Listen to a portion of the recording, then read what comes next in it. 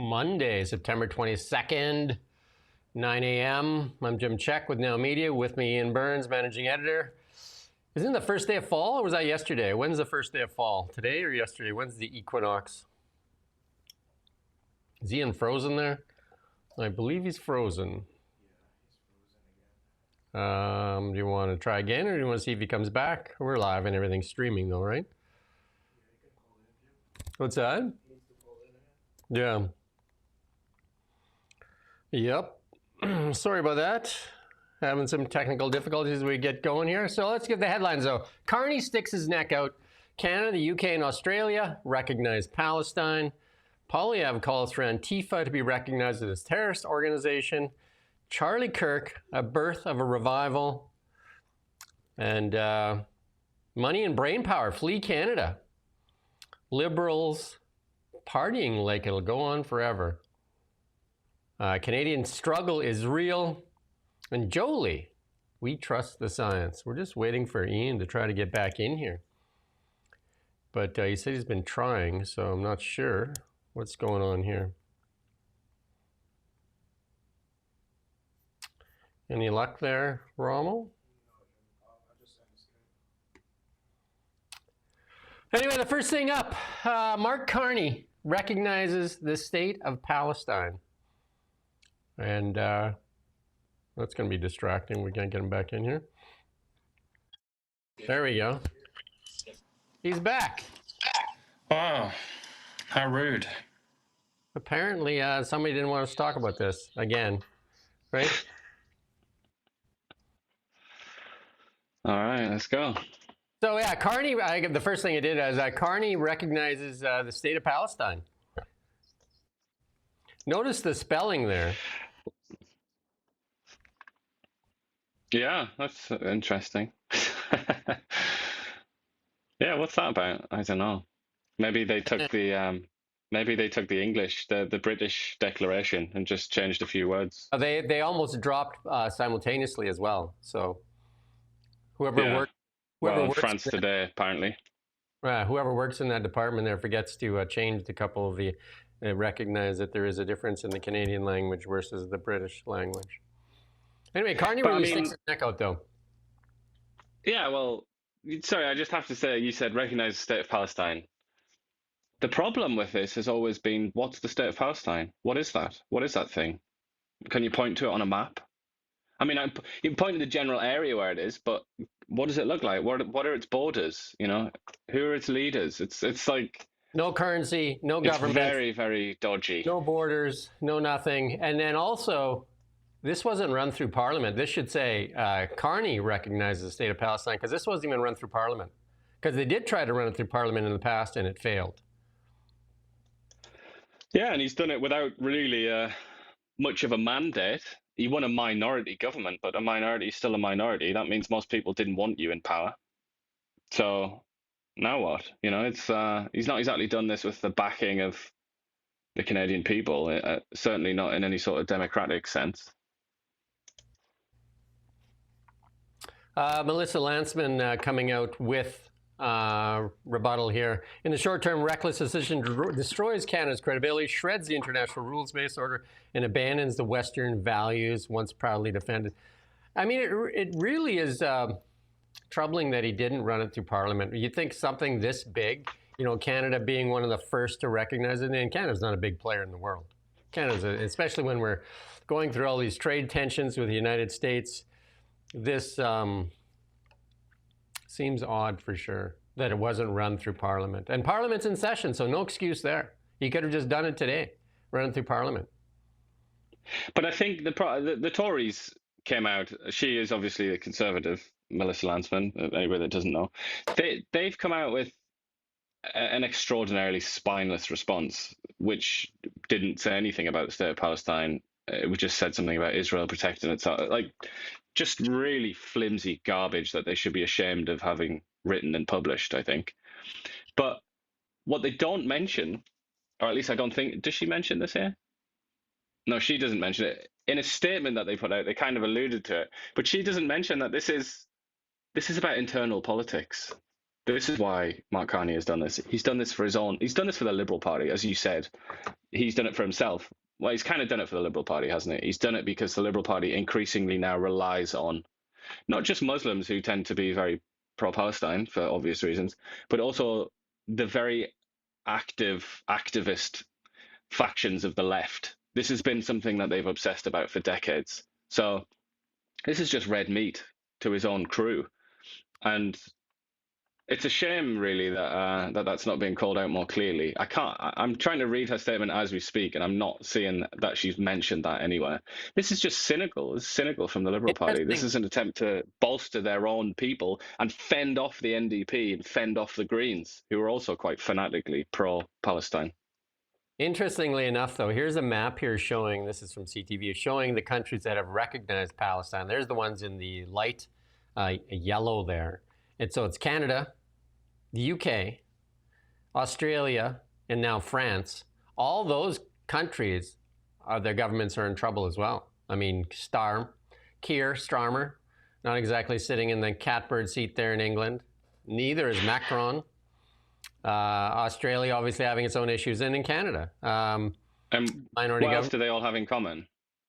They're all liberal left. The governments in charge of all of these countries are liberal left. And it's the liberal left coalitions across the West that feel obliged to give something to Palestine. I say Palestine as if this is about Palestinians. This has got nothing to do with Palestinians, really. This has got to do with people in Canada, in Australia, in France, in Britain, within the Labour Party, within Emmanuel Macron coalition, within the Liberal Party. That's what it's about. And it's about holding back the likes of the Green Party and the sort of threat from the Green and Red coalition, as they're called. That is the sort of that's what's happening here. That's what they're going for. That's the objective. In the UK, they had that massive rally there, led by Tommy Robinson. In France, there's massive protests going on. I'm not sure what's going on in Australia in that regard. Canada, I mean, they squashed that trucker freedom convoy there, and there hasn't been a lot of rallies since then, but people still remember that one. And then but also think, what are the other rallies that are going on in those countries and in this one? They're the pro-Palestine rallies. Yeah. And that's who they listen to. Whereas a lot of people look at them and see a frightening mob and all kinds of like ethnic resentments and all kinds of like almost something like the Bronze Age. That's what some people see with those Palestine rallies.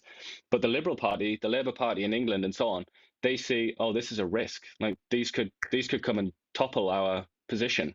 They could take our position as being in control of the left here in this country. So we need to do something about it. Warren Kinsella there comes out and says that this may have been a bad move. The recognition of Palestine state is one of the fruits of October 7th, and that's from a senior Hamas terrorist leader there. He's right. He's completely right. One of the few occasions where you'll see an Islamist terrorist telling the truth. That's completely accurate. The idea that Palestine would be recognized as a state by Canada, Australia, France, and Britain, and all the rest of it is impossible to imagine on October the 6th, 2023, that would happen in a couple of years. It seemed decades away, if it was ever going to happen at all. It seemed so far away, because what's not being mentioned here, I feel like the Canadian press don't even know this, but the organization that is being entrusted by Mark Carney here and the rest of these countries to oversee a democratic Palestine is the Palestinian Authority, run by Mahmoud Abbas, who's nearly 90 years old. He's been in power for, I don't know, it's about 20 years. It was supposed to be 4 years. He was supposed to have elections all those times, and he's just said, oh no, we have to delay them. We can't do them. So he's basically a tyrant. He lives in the West Bank. God knows how much money has been stolen by that organization in the West Bank. And this is also the organization that celebrates the murder of Jewish children. It teaches children that it is great to be a suicide murderer and to murder Jews. Like, undoubtedly a racist organization. This is the one that Mark Carney has said, all right, he said, they got through to us. They've been sending us messages and they said they're going to reform. Therefore, we're going to recognize them. It's just all over the place. And the only way to understand this is not as an act of foreign policy, but as an act of domestic policy. And that's what it is. This is purely 100% domestic policy. Donald Trump reaction there on Truth Social. And we figured that was going to come. I mean, Canada doesn't have a lot of political clout in the world. I mean, especially when you add the UK. It surprises me that the UK did it just right after that meeting with Trump. That one surprises me. France doesn't surprise me. In Australia, They were already planning that, though, the British. Yeah.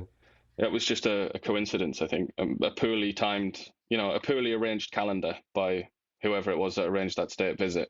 Because the British were planning on doing it at this point. So, but the British have done it. I mean, I doubt many people know about the sort of nitty-gritty of British politics, but the Labour Party in Britain is under a lot of pressure now from its Muslim bloc. It's controlled the Muslim vote in Britain for many years now, and it's starting to peel off, and it's starting to go to the Green Party. A new party has just been founded, which is basically Islamist coded. It's almost for Muslims. It's for Gaza. They're terrified that they're going to lose their Muslim vote, and if they do lose it, they cease to exist as a national party. So it's existential for the Labour Party, and it's a similar story elsewhere. I mean, in France, it's even darker than that, where they're talking about very respectable senior figures in France talk about the prospect of civil war involving Islam. So this is just an attempt by the French, by Macron, the technocrat, to kind of put out the fire a little bit. And obviously it's not going to do that, but that's what he thinks it's going to do. Poilievre saying enough is enough, calls for Canada to follow Trump's lead and declare Antifa a terrorist organization. Chances of that happening are probably slim to none here in Canada. Organization seems like the wrong word. That is something I agree with.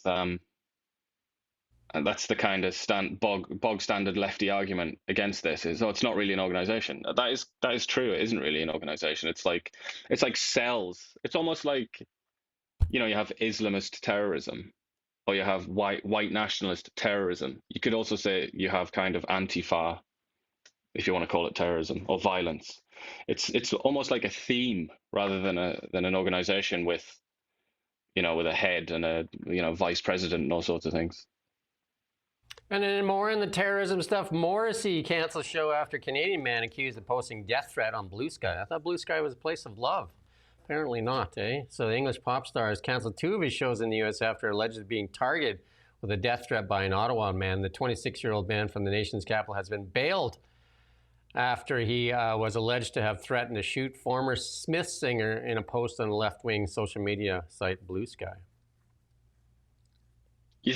Have you been on Blue Sky lately? I know not many people have, but if you go on there, you can see that a post like that would be very much at home on that strange website. The only blue sky I want to see is the one right behind me here. Blue sky of the Okanagan Valley. A beautiful day in the Okanagan, by the way. And no smoke. No smoke for the first time in a long time. No smoke in the air. It's a beautiful fall day in the Okanagan. I did ask you, what's the day of the equinox? Is it today or yesterday? What was the equinox? It's today. Today, there you go. First day of fall. And I think fall is the most beautiful time in the Okanagan here. Beautiful day. Yeah, I think I was looking at some pictures from Yukon earlier today, and it looked extremely beautiful. So I think it's safe to say Canada in general, really. This is Canada's best season, I think. I do agree. The big celebration of life happened in the United States yesterday in Arizona there as they recognized Charlie Kirk. A lot of people calling it a revival. Not a lot of comments from a lot of the politicians, but Dr. Leslie Lewis did make a comment here. And we're going to play this clip here from Erica Kirk here. This is just a small portion of what happened yesterday. That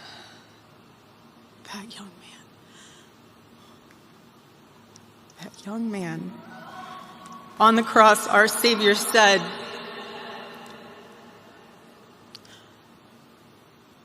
"Father, forgive them, for they not know what they do."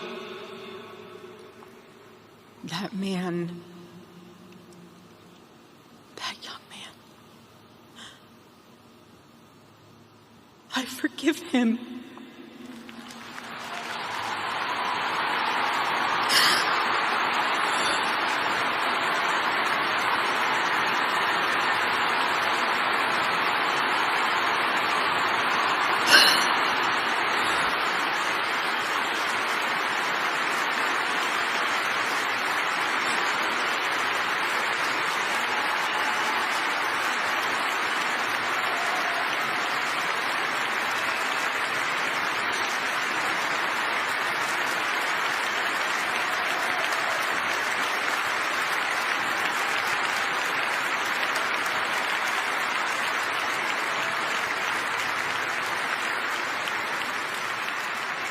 I forgive him because it was what Christ did in his. That surprised a lot of people. Yeah, it shouldn't. I mean, if you know anything about Christianity, that shouldn't surprise you at all. But a lot of people, I mean, the majority of people, I think, in the world now seem to know nothing about Christianity. So it did come as a surprise to that lot. But I mean, what was also not a surprise to me was Donald Trump saying, "Nah." But that is also very Christian, render unto Caesar that which is Caesar's and all that. Caesar Yeah, comes up and says, "You can forgive him if you want, but I'm going to punish him." Trump's speech there right after Erica, and he basically said that I can't, and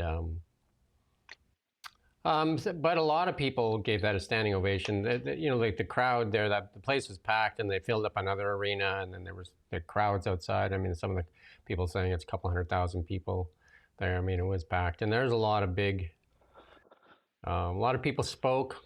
Trump's whole cabinet was in the front couple of rows there. Elon Musk showed up, and Elon Musk put this tweet as well.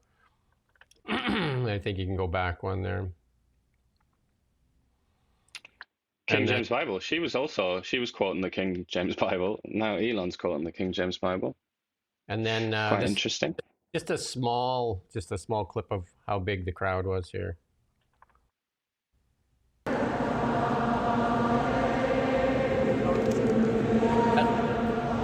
You get the idea. I'm sure there was a lot of coverage on the Canadian media outlets on this. I just have yet to see it. I haven't seen it yet. So far right rally in Arizona, maybe. Yeah. There was a quick interview with Elon Musk here. Just like let's listen to Elon here. Well, Charlie was someone who believed in dialogue, in open debate. He was a man of ideas. He spoke eloquently. He basically never even raised his voice. He was a man of peace. Mm-hmm. And now he's been murdered in cold blood. Did you know him personally? Yes, of course. We met many times. How was he like? I supported his organization. I supported Turning Point from quite early. Why was he killed? He was killed because his words made a difference. Because he was showing people the light, and he was killed by the dark. Elon also had his children in attendance, and he also met with Donald Trump, and they shook hands. And that was because Charlie Kirk asked for that. He said they need to get back together. Interesting. And he did it for that. Yeah, very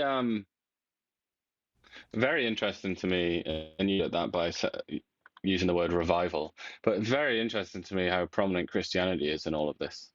I mean, considering that Elon Musk and Donald Trump, neither of them are really religious, I don't think. My impression is that neither of them is.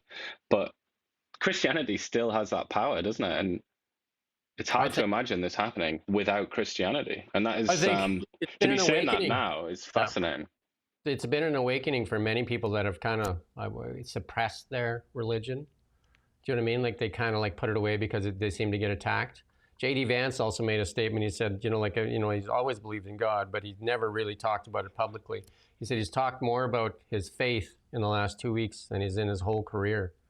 And I would say the same for myself.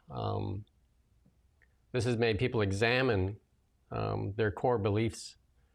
And but if you look at the reaction from these people, it's a reaction of like a better path tomorrow, as opposed to violence, right? This wasn't a call to arms. It wasn't like we need to go after people. It was the message from Erica Kirk was, I don't know how you argue with it. Even Van Jones was on CNN and broke down. Because him and Charlie Kirk would go at it, but the day before he was killed, Charlie Kirk reached out to him and asked if he would just come and if the two of them could just dialogue peacefully together.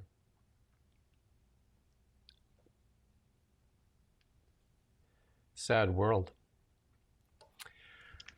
Yeah. There's lots on the internet if you want to go watch that. It was a very moving, touching, lots of powerful speeches as well.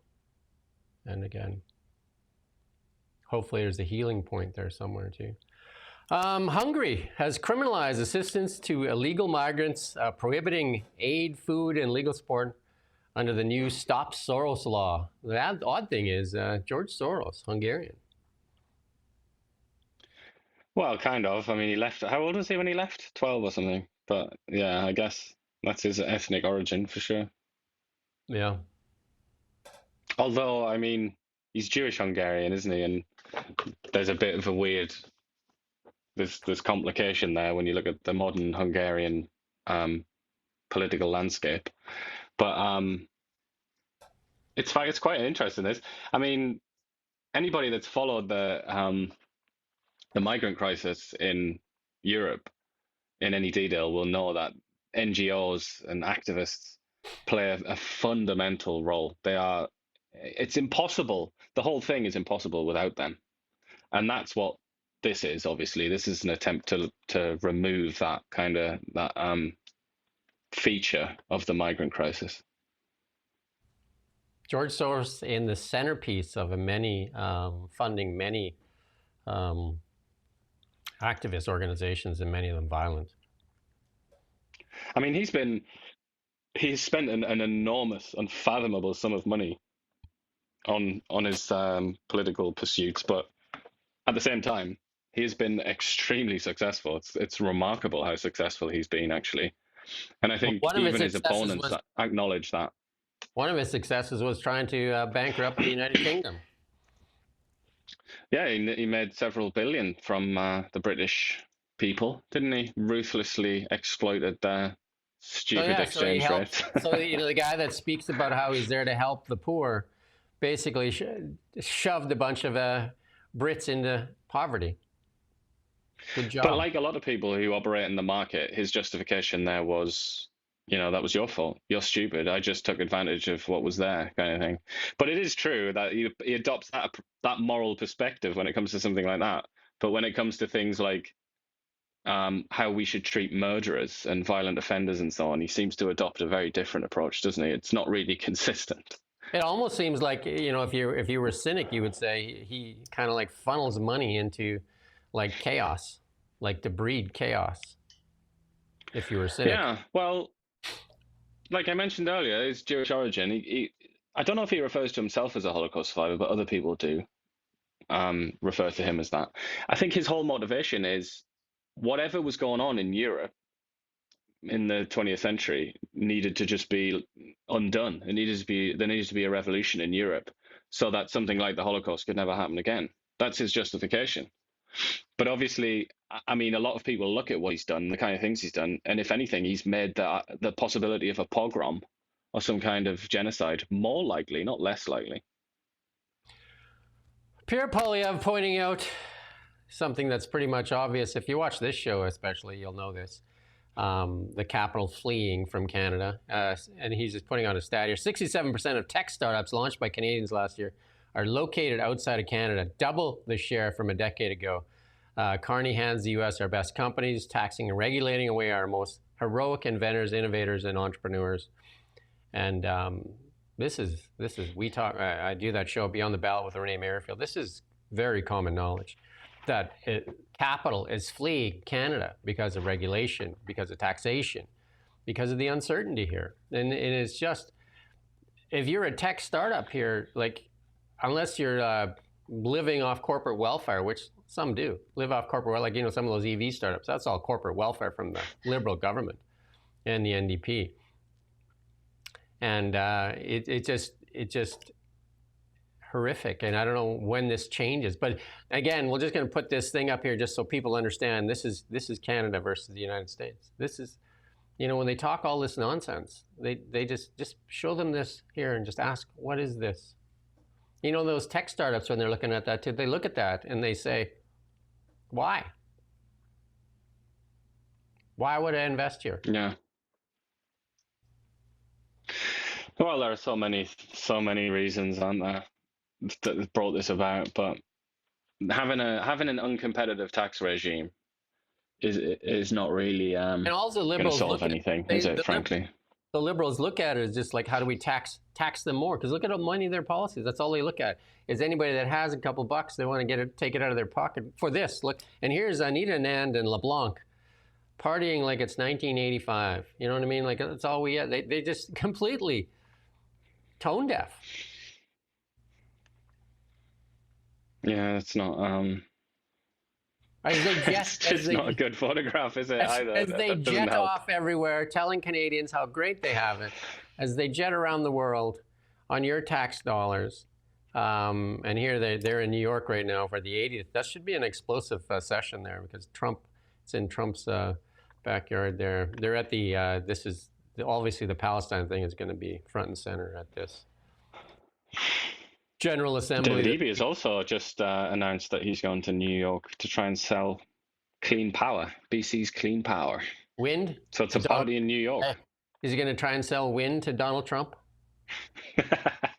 I think probably he's going to try and sell minerals and things like that. I don't think there's many people in New York are going to want to buy, or how they would buy wind. I don't know. Don't know how that would be possible. And for everybody that still watches CBC and CTV, fed a constant diet of how it's Trump's fault from David Eby and from Doug Ford and from Mark Carney and the rest of the Liberals. Here's just a reminder. Trump didn't let in millions of third world criminals into Canada. Trump isn't responsible for Canada's massive deficits and high taxes and housing crisis.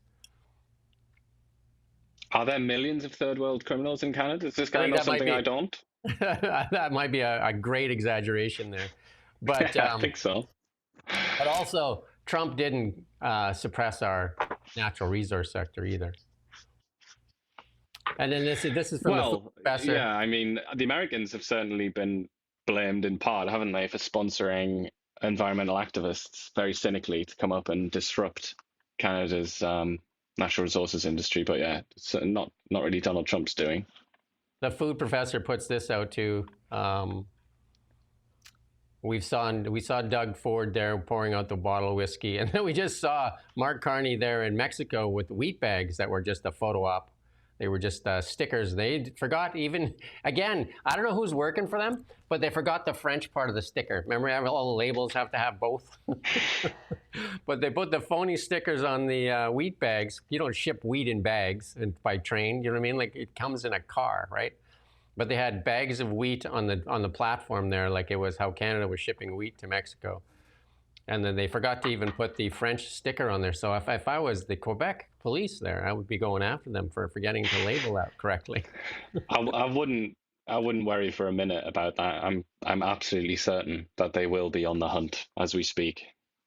And then also the photo op there too at the housing. Remember the housing announcement?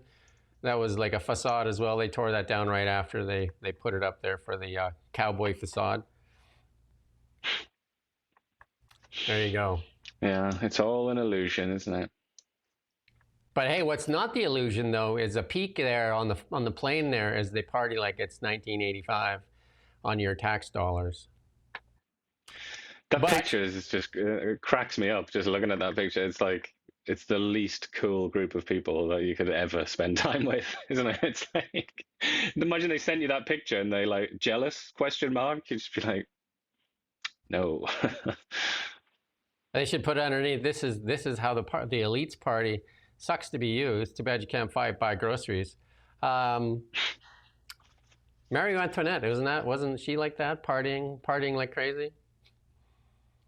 Let them eat cake, yeah. We can't even get cake. Champagne says Canada is putting the house in order and we can be the supplier of choice for Europeans. Open the bubbly. Champagne reckons Canada could become the supplier of choice for Europeans now that the country has put its house in order. We put our house in order. Did you know that? What I didn't know was the extent to which Champagne was willing to have a go at Trudeau. Everybody's sticking the knife in now, aren't they, in subtle ways to good old Justin. Yeah, he said they redesigned the world economic order at a speed and scale not seen in a generation. So where's the fruits of this labor? Where is it? Can you point to it? Is it the wheat bags that we see with the phony stickers? Is that the fruit of the labor? Where is it? Did you not see Mark Carney's announcement a couple of weeks ago? All one those was great that? projects that he's single-handedly going to force through and build. I think he might the even ones build that them were- himself, actually. The ones that were already done, you mean those ones? But look, I mean, obviously a lot of this is just words, isn't it? But words do matter. And we talk a lot about investment, don't we? It matters a lot in the world of investment. So it's not nothing.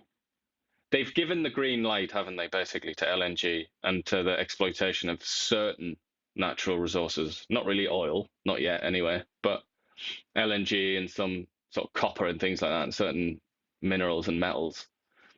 You know, that is something. The idea that that is redesigning the world economic order, however, I think that might be Champagne trying to impersonate Napoleon for some reason. If you're Larry Ellison, Bill Ackman, guys like that have like a bit of an IQ, just a titch of an IQ, and you read this, does it strike confidence, or do you just think, what a bunch of fools? Well, I don't know. I mean, I feel like some of them will be thinking, at least it's not Justin Trudeau still, because that was a really hostile regime for certain investors, wasn't it? I think it's still an open question for this government, but people will definitely be saying, "Thank God it's not him anymore. Thank God it's like trying to make money now." It's just his clown car that's still there, Champagne. Well, yeah, Champagne, Joly, all of these Trudeau. I was going to say Trudeau loyalists, But I mean, but Champagne doesn't sound very loyal here, does he? There's no honesty in this statement. There's no honesty at all. It's just nonsense. Yeah. Anyway, this put out by BNN Bloomberg. I think it was part of a CP story actually. Restaurants struggle as more Canadians look for value, dine out less, and we did that story on Friday. Even in town here, 7-year story restaurant here that was featured even on a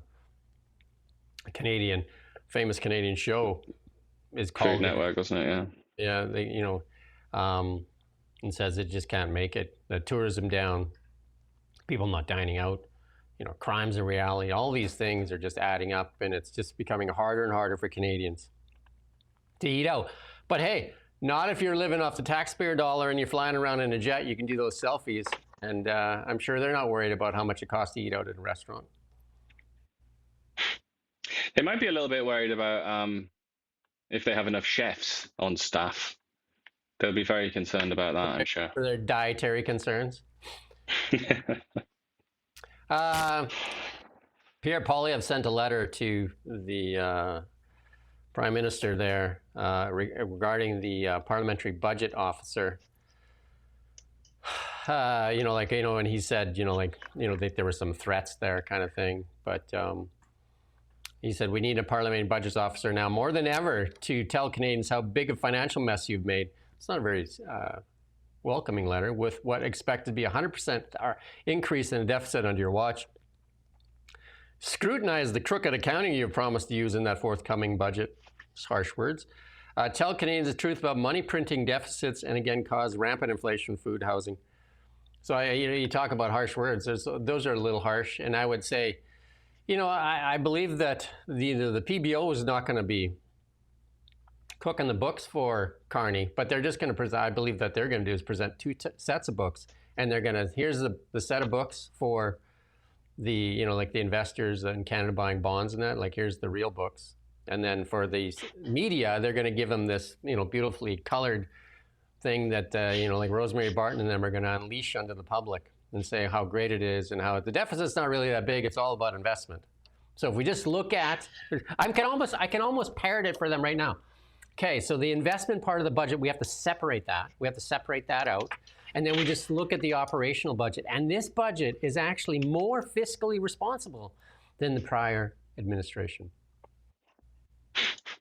How much you want to bet dollars to donuts? But the great crisis is, look, they do this all over the place. When I was a wee lad in Britain, in London, they do the same thing there.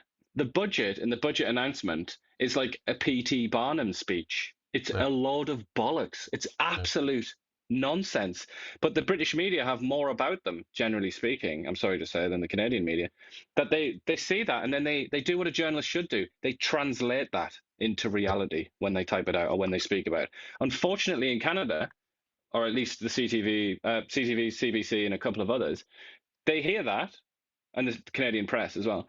They hear that or they read that and then they go, okay, right, copy, paste. There you go. Or even better, So, like the CBC will actually promote it and actually add to it, add color to it. yeah, Make it sound like well, they'll actively defend it, won't they? They'll they'll operate come as out like and they'll sentries. just like they'll have a panel on there and they'll talk about how great this is, and like nobody since like the worst economic crisis of our time.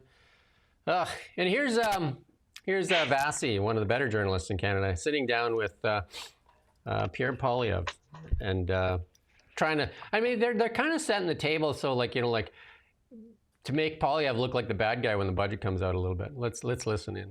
Do you think it's fair to pin the blame? And I understand contrasting, for example, what's happening versus what they said they would do. But do you think it's fair to pin entirely the blame, for example, for that exodus of investment on this government's actions? We have never faced a U.S. president that has leveled the kinds of economic threats that he has against our country. He has specifically targeted investment as a cause for that, saying, I want investment to come to the United States. That's part of the reason I'm doing this. Like, is it not normal that companies would then follow suit when they're faced with that threat? Is it fair, really, to put all the blame at the government's feet? You know what I think is fair? Let's hold Mr. Carney to the standard he set for himself. He said he'd have a deal with Trump by July 21st. Still no deal. He said that he would put elbows up. He put elbows down. He said he could handle Donald Trump, and all he's done is make concession after concession on his own economic decisions. Mr. Carney said he would spend less. His deficit spending is 100% more. He said that he would bring more investment, and we've had a record exodus of investment since he became Prime Minister.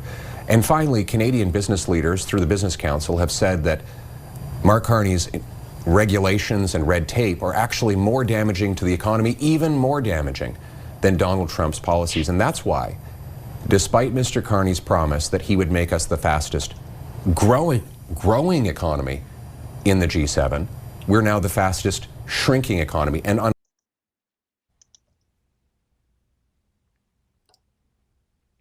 I'm surprised he didn't state the obvious there, which is investment in Canada was already looking pretty bad before Donald Trump was elected, before he even said he was going to run again.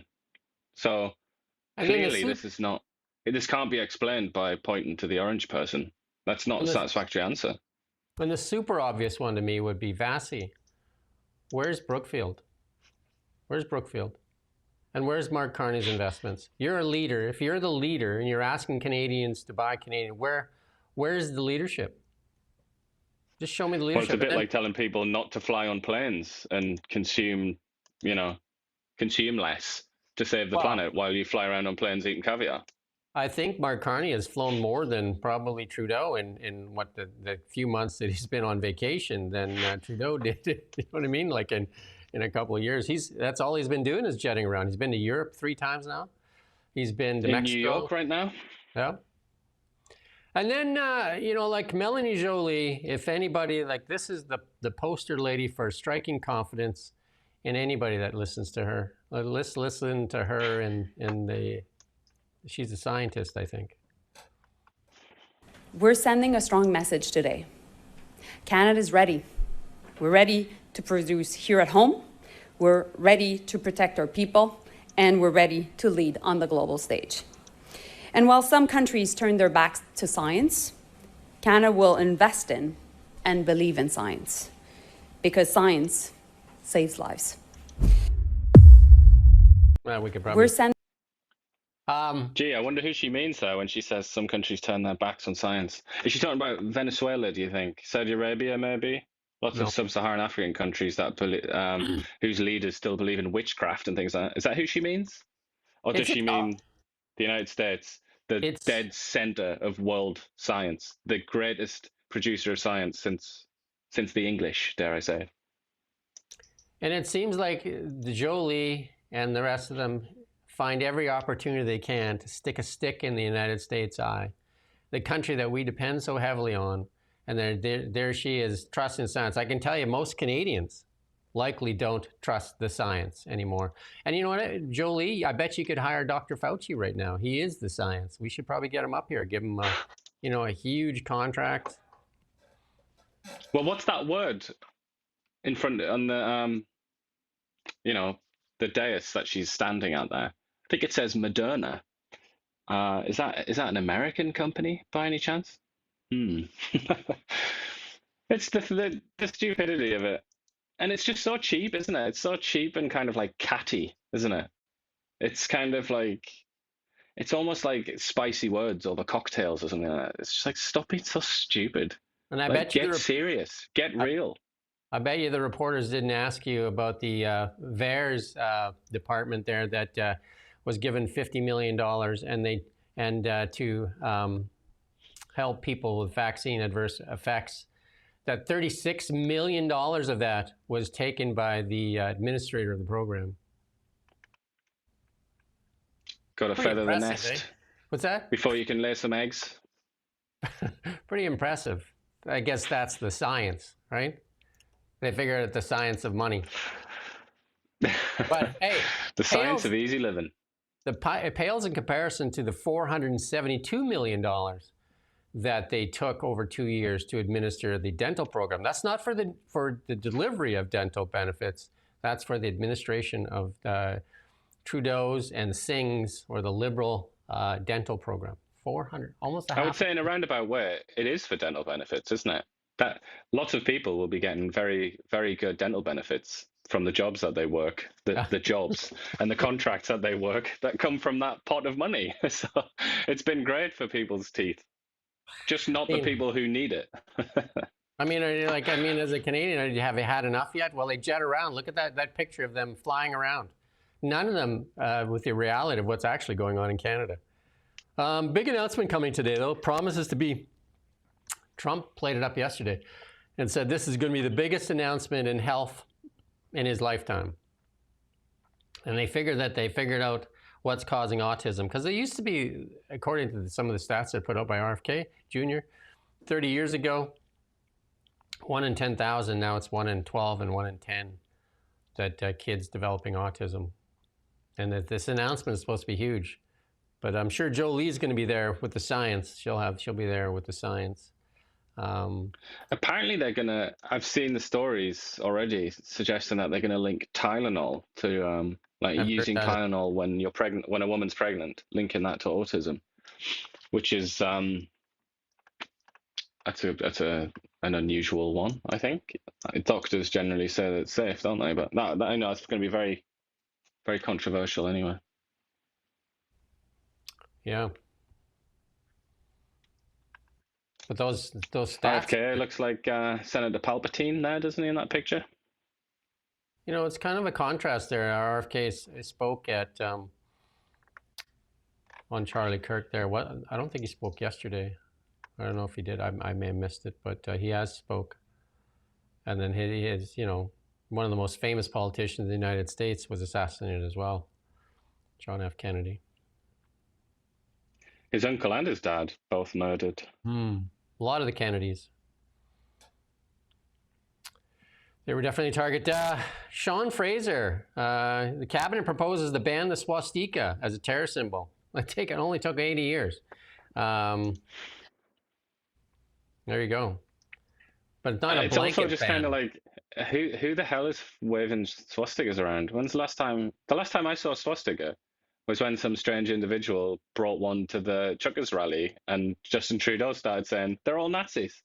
That's the last time I saw a swastika. You mean that swastika that showed up for about an hour and happened to be fortuitously trailed by Trudeau's own photographer happened to be Johnny on the spot at that same time? How fortuitous, eh? But I just feel like we're not exactly oppressed by swastikas, are we? And the guy had a mask on, and everybody was telling him to get out of there, and yet CBC portrayed it as that was basically a Nazi rally. Yeah. Nazis, man. I remember speaking to people at the time, otherwise intelligent people who were saying to me, oh yeah, like that Nazi rally. It's like, Is that how easy it is? You know, Well, it is. if you don't like some sort of protest, just take a Nazi flag down there. Apparently, that's all people need.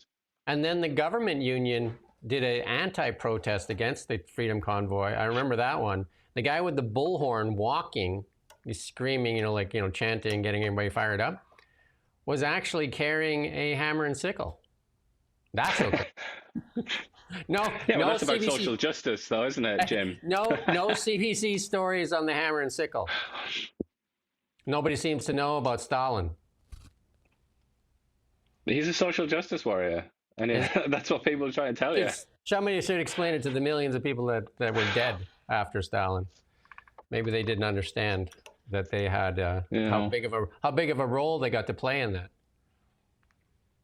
I mean, there's plenty though. There's obviously it was ridiculous, but somebody came up to Chrystia Freeland with a flag associated with a fascist or Nazis. neo-Nazi group or something in Ukraine. And she didn't really get much abuse for that. She got less abuse for that than Pierre Poilievre did, because he walked into a trailer, if you remember, and a tiny little bit of graffiti next to the door in the trailer was associated with some group that people don't like. There's no bias in the media in Canada. None. So here's the CBC. CBC must be more forthcoming explaining its purpose in news gathering, says the network ombudsman.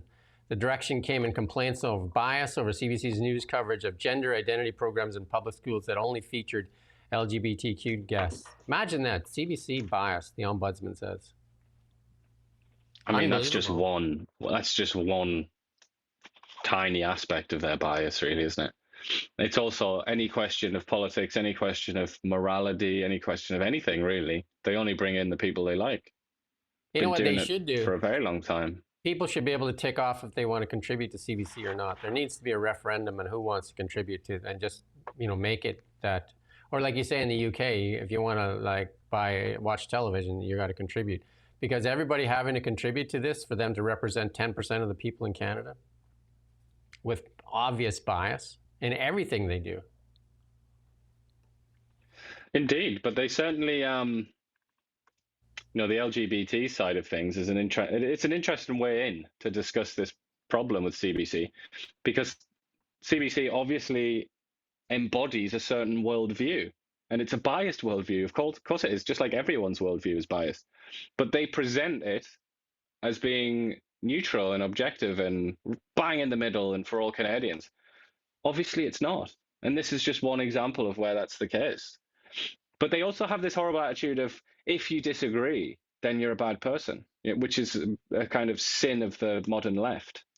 If you disagree with their perspectives on anything, LGBT or politics or whatever, then you must be a bad person. That could be the only answer, that you're a bad faith actor, or you're just cursed with evil or something like that. Go look at the coverage. A similar story in the US with a lot of what Trump did when he first got in the door, and he defunded NPR and things like that. It's a very similar story here, but we don't have as quite as energetic a government here, do we? And also, obviously, the government in power in this country benefits from that bias, so they're not likely to cut their own arm off. Go and look at the coverage over the next few days, and look past Look at the coverage of Charlie Kirk. See who's positive, who's negative, or who's just telling the truth. Go look at the coverage of Elon Musk over time. Go look at the coverage of probably the most important tech person in the world, and tech is leading the world right now. Tech is the solution to a better tomorrow. Go look at the coverage of Elon Musk. Go look at all the companies that he does, and just go look at it. Go look at the way they portray stats on Canada. Like Canadian suffering. How many stories have we seen right now about a bunch of Canadians that can't even, 89% of Canadians are not about $200 away from meeting their monthly obligations. How many stories are being done on that? Nobody at CBC is struggling to buy food, so why would they report on that? They don't get it, do they? And then so here's a typical answer from a liberal or Democrat when they get caught doing something. And this is how they portray media that works the other way. Is that the wrong clip? It's too bad. Anyway, this clip here is a Democrat asking about the $7 million that she made on stock trades. Can you go find it on Steve Guest? Because it's a really good clip. You can go see if you can find it. And in the meantime, we can talk about this new H1 visa or H1B visas that Trump's going to start charging $100,000 for. You got it? Okay, we're going to play this clip here because it's interesting. So when Newsmax claims that you made $7 million from stock trades, what are they talking about? Newsmax is, first of all, a very questionable organization that is paying multiple fines. I'm not sure what they're talking about. Well, did you make $7 million in stock trades at all? Or? I haven't. I don't believe I did, but I'd have to go see what that was alluding to again. What kind of came from? So when Newsmax. Wouldn't you remember if you made $7 million in a stock trade? You wouldn't remember that? Or is it just that you make Probably that much? Not if I was her, I wouldn't. If you're a Democratic politician and you just that's like, well, I made that yesterday and the day before that. Nancy Pelosi, $500 million on her meager salary. Not bad, eh? And then just like, but first thing that she did is she went after the news organization, right? First thing she said. I was going to say, first thing she did was a fallacy. Yeah. Literally, like, does this woman have she probably has a liberal arts degree. Almost certainly. I don't even know who this woman is, but almost all of them do in America, almost all the political class. And in America, when you get a liberal arts degree, you have certain obligatory modules. She must have done a philosophy module. So she'll have learned about, Socrates and a way to reason, like a way to argue. And right away, she comes out and just says, it's basically an argument from authority that she did, which is just like, oh no, they're losers. They don't know anything. Same thing that Mark Carney does. When Trevor Toome criticized him, I'm better than he is. Forget it. But the sad thing is, these people know what they're doing. They've been educated. They know how to speak properly and think properly. But they don't want that for the rest of the world. They don't want that for the masses and the peasants. They want the peasants to be stupid and to think, oh, Newsmax is a crap organization. Therefore, stop asking me about some wrongdoing that I'm alleged to have done. It's kind of, it's just so simplistic. It's such trash. And for the most part, they would have just let him go. But Steve there just like, so did you? So did you? and then the Mark Carney there. And she's in her head. She's like, do I lie? Do I tell the truth? They're going to find out because it's public knowledge. What do I do here? Well, hey,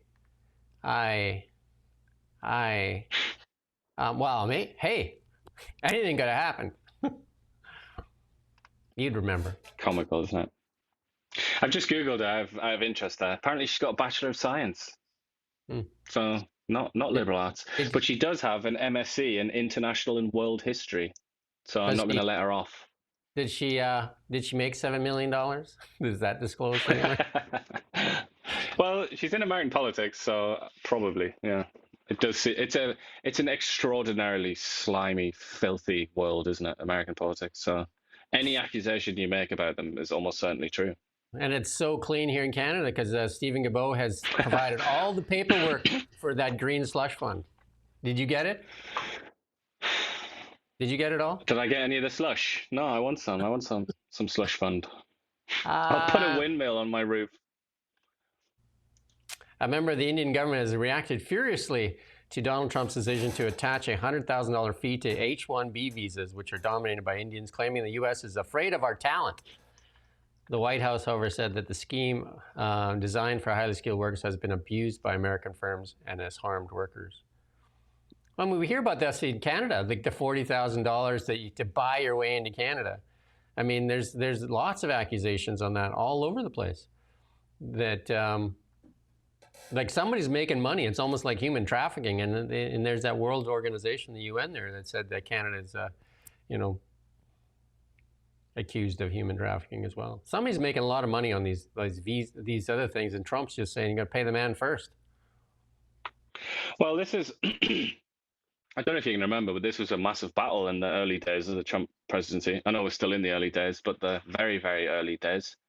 And Elon Musk came out. He got a lot of flack. Do you remember when he came out and he said, he came out with a very childish little tweet where he was saying, like, I'll fight you to the end for H1Bs. And he's like, you've got no idea how important this is to me, or something like that. Apparently, it's not that important to Elon Musk anymore because he loves Trump now again. But there are lots of people within Trump's coalition who really like H1Bs, and they like everything it represents: cheaper labor, more labor, like almost limitless supply of Indian tech workers. But then there are lots of people who say, no, it's a stupid idea to have H1Bs. What we should do instead is train our own people, because we have computer science graduates who are unemployed, etc., etc. So this represents, I mean, he fudged it a bit, didn't he? Because it's just $100,000. Like, initially people thought it was going to be every time that you renewed them or something like that, but it's not. I think it's just the petition. So it's the first time that you ask for an H1B. It's not actually that serious a thing when you consider that, like, software engineers with not all that much experience, few years experience, earn like $300,000 in the US. 100,000 suddenly doesn't sound like that much, does it? They're paying up to $100 million. Didn't Facebook just pay $100 million to scarf somebody up? That was the annual salary. AI, isn't it? That's the very top end. And that was the annual salary. That's the very they're at the very top, aren't they? But your average kind of like computer science person that goes to work for Facebook or something like that, they'll get like a couple of $300,000 or something a year. So in that sense, $100,000 is not like prohibitory, is it? It's not gonna destroy the system. But so I feel like Trump has done this to try and say, like, yeah, I care about this, but also to the H1B people, it's like, I'm not going to completely trash it either. Like, it's still going to be there. But the reaction in India is surreal. Like, ministers in the government coming out and saying things like that, like, he's afraid of our talent. Just very, very strange little battle. Doesn't make any sense, does it? This next chart, the finance market typically tells the truth, right? Because it tells you the flow of money and what's going on. And here's another truth for Canada. Can you see the truth? What are we looking at here? Stock price. Dollarama, the dollar store, doing really well. Why does a Dollarama dollar store do really well? Because people don't have any money, so the only place they go is Dollarama. Do you know what I mean? They're starting to look at cheaper and cheaper alternatives. And we're seeing that. I'd like to see Costco on here as well. Yeah, Costco would be doing well. Yeah, Dollarama, it's no secret, is it? There's some other ones, like, what are the other ones? Giant Tiger. But it's hard to know, isn't it? Because they're all they tend all to be packaged into these massive conglomerations, don't they? Like Empire. Costco's like at a 10-year high. I mean, people are joining Costco because Costco obviously is you got to buy a lot, but it saves you a lot of money, like Costco. So they're doing extremely well. But I mean, this is a bad sign for Canada, Dollarama, doing that well. It's because it's a classic recession indicator, isn't it?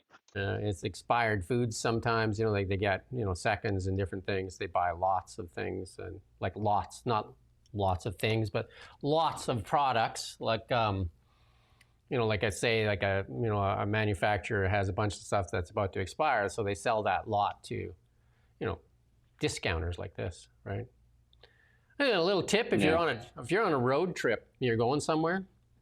Here's a little financial hack for you. If you're on a road trip and you're going somewhere and you like to eat snacks, candy, and stuff like that, like for the kids or whatever, not that it's good for you, but like you say you're going to buy some chocolate bar and chips and all. If you stop at the gas station, you pay up to $3 for a chocolate bar.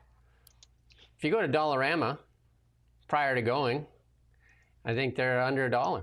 They're actually like 94 cents for a chocolate bar, and